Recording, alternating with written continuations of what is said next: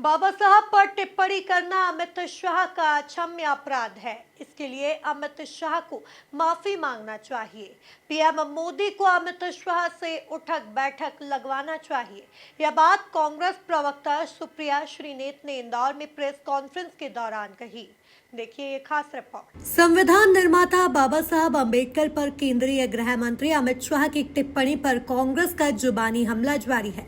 इसी कड़ी में इंदौर में कांग्रेस की फायर ब्रांड प्रवक्ता सुप्रिया श्रीनेत ने प्रेस कॉन्फ्रेंस कर मोदी सरकार पर जुबानी हमला बोला। सुप्रिया श्रीनेत ने कहा कि बाबा साहब पर टिप्पणी करना अमित शाह का अक्षम्य अपराध है। इसके लिए अमित शाह को माफी मांगना चाहिए, लेकिन उनसे माफी मंगवाने की बजाय इस्तीफा लेने की बजाय पूरी मोदी सरकार अमित शाह के बचाव में खड़ी है। पीएम मोदी को अमित शाह से उठक बैठक करवानी चाहिए, लेकिन सदन में ड्रामेबाजी की गई क्योंकि अमित शाह को बचाना था। 5 बार अंबेडकर अंबेडकर अंबेडकर बोलकर अमित शाह ने ना सिर्फ बाबा साहेब का अपमान किया। ये थोड़ी देर बाद दे दीजिएगा, मैं अपना वक्तव्य बोल दूं, फिर बांटिएगा इसको। जीतू भाई रुक जाइए 2 मिनट। ना उन्होंने सिर्फ बाबा साहेब का अपमान किया है जो हमारे संविधान के निर्माता हैं, बल्कि इस देश के हर उस व्यक्ति का अपमान किया है जो बराबरी में, सम्मान में यकीन रखता है, और सबसे ज्यादा अवमानना उन्होंने इस देश के संविधान की है। यह अक्षम्य अपराध है, यह घोर अपराध है, और इसके लिए अमित शाह को खेद व्यक्त करके माफी मांगनी चाहिए थी। लेकिन बजाय उनके खिलाफ एक्शन लिया जाए, बजाय उनसे माफी मंगवाई जाए, बजाय उनसे इस्तीफा लिया जाए, उनको बर्खास्त किया जाए, पूरा का पूरा तंत्र, पूरी की पूरी मोदी सरकार, खुद नरेंद्र मोदी, उनके साथी मंत्री, उनके सांसद अमित शाह के बचाव में खड़े हैं। आप उस व्यक्ति का बचाव करना चाहते हैं जो बाबा साहब अंबेडकर के खिलाफ इतनी घटिया टिप्पणी कर रहा है।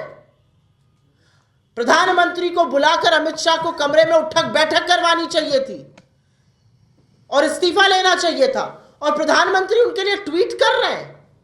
उनके साथी सांसद और मंत्री कूद कूद कर उनका बचाव कर रहे हैं। और यही नहीं, सदन को गिरवी रखा गया, सदन में स्वांग रचा गया, ड्रामेबाजी की गई, और सदन की जो गौरवशाली परंपरा और इतिहास है उसको भी तहस नहस किया, क्योंकि अमित शाह को बचाना था। और अमित शाह को किस चीज से बचाना था? बाबा साहब अंबेडकर का जो उन्होंने घोर अपमान किया है, उस पर उनको जो सजा मिलनी चाहिए उससे बचाना था। वहीं सुप्रिया ने कहा कि संघ और बीजेपी के लिए बाबा साहब विरोधी सोच कोई नई नहीं है। बीजेपी और संघ के पुरखों ने लगातार संविधान विरोधी काम किया। इस दौरान सुप्रिया श्रीनेत ने सावरकर, गोलवरकर, श्यामा प्रसाद मुखर्जी, मोहन भागवत और पीएम मोदी को कटघरे में खड़ा किया। अमित शाह ने यह पहली बार नहीं कहा है, बीजेपी ने यह पहली बार नहीं कहा है। ये सारी कवायद असल में संविधान विरोधी सोच से, दलित विरोधी सोच से, एक संप्रदाय विरोधी सोच से उभरती है। और मैं ये जरूर बोलना चाहती हूं, कुछ लोग पूछते हैं ये जरूरी मुद्दा क्यों है। ये जरूरी मुद्दा इसलिए है क्योंकि बाबा साहब भीमराव अंबेडकर इस देश में समता के, सामाजिक न्याय के ध्वजवाहक हैं। वो इस संविधान के निर्माता हैं जिसने इस देश में सबको बराबरी दी है। वो संविधान इसलिए जरूरी है कि उस संविधान ने औरत हो या आदमी, आप गांव से हो, आप शहर से हो, आप बुजुर्ग हो, आप गरीब हो, आप अमीर हो, आप कौन सी भाषा, कौन सी जाति, कौन से धर्म, कौन से प्रांत से हो, कोई फर्क नहीं पड़ता, आप इस देश में एक बराबर हैं। ये विचार हमारे संविधान से आया है। इस देश का सबसे अमीर और सबसे गरीब आदमी एक बराबर है, यह देन इस संविधान की है। और जब इस संविधान के खिलाफ कुछ कहा जाएगा तो जरूर आवाजें उठेंगी। यह संविधान है जो हमें, आपको, हर व्यक्ति को एक बराबर मानता है।